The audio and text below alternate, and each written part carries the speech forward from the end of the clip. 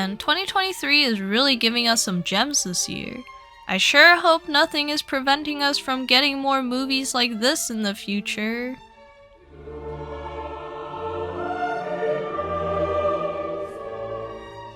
Teenage Mutant Ninja Turtles Mutant Mayhem is directed by Jeff Rowe, who is a co-director of The Mitchells vs. the Machines and a writer for one of my favorite shows of all time, Gravity Falls.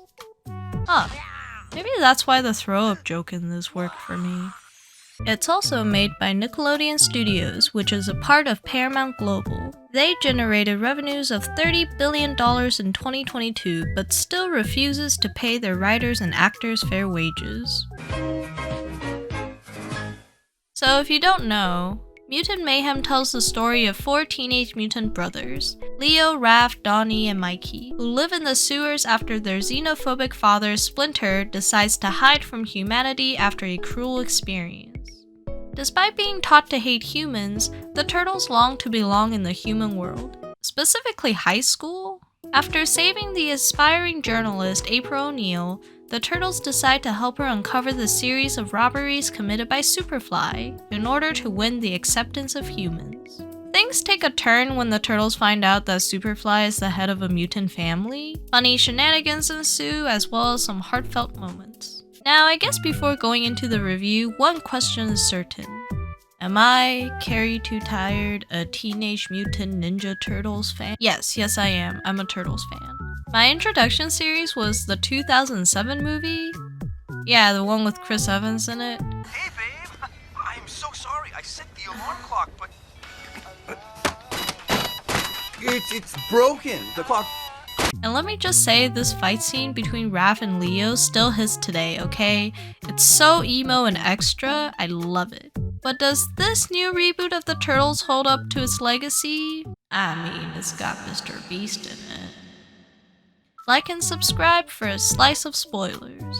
Now, Mutant Mayhem is first and foremost a great comedy, with the duo Seth Rogen and Evan Goldberg on both the producing and writing team. Mutant Mayhem is a riot.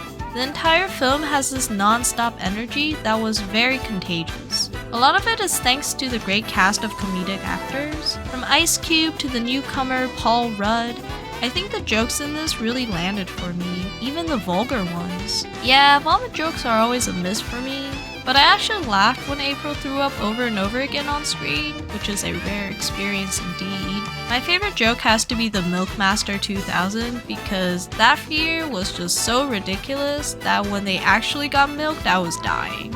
Also, I know Splinter calling Chris Pine the best Chris is because of his role as Captain Kirk in the Star Trek reboot, but he agrees, okay? And that's why he's my favorite Splinter. Chris Pine is the best. One of the most outstanding things about this movie is its animation and art style. Not gonna lie, when I saw the first trailers of this movie, I was not vibing with the art style. And I'm one of those girlies that unfortunately won't start a show, manga, or comic without liking the art first. A big however is that I really like the look of the turtles.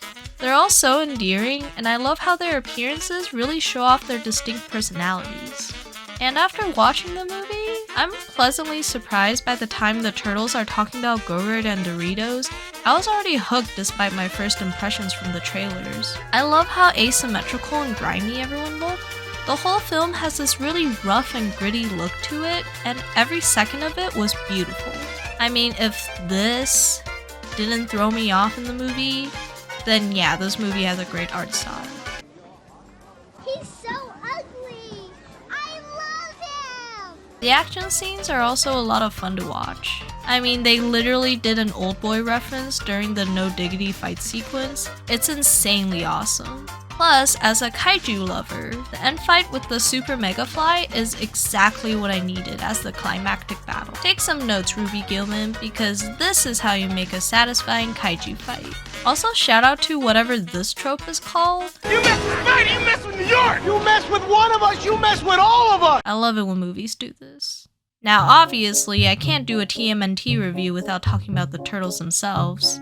I'm just really glad that the Teenage Mutant Ninja Turtles are actually voiced by teenagers this time. The synergy they have with each other is impeccable, and my favorite bits are just whenever Raph, Donnie, Mikey, and Leo dunk on each other.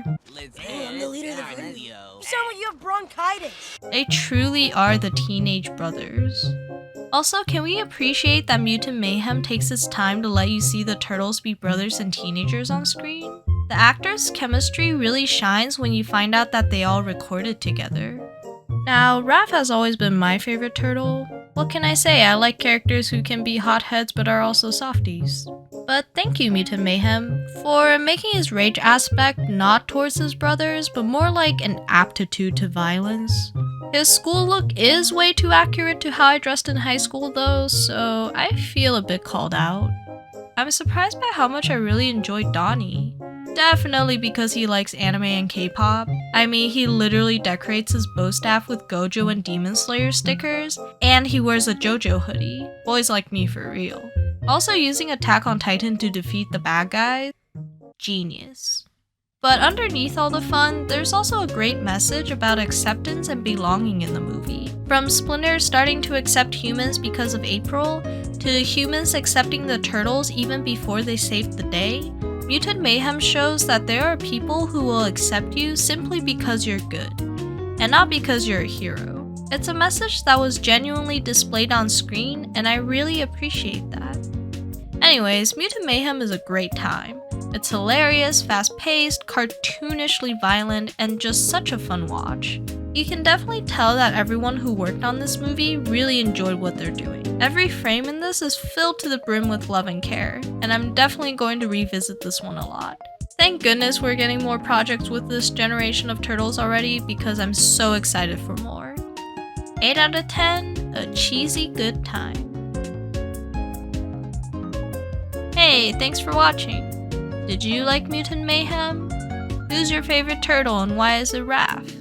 I'm just kidding. I mean, not really, but... Anyways, I hope you liked this video, and I'll see you next time. Bye!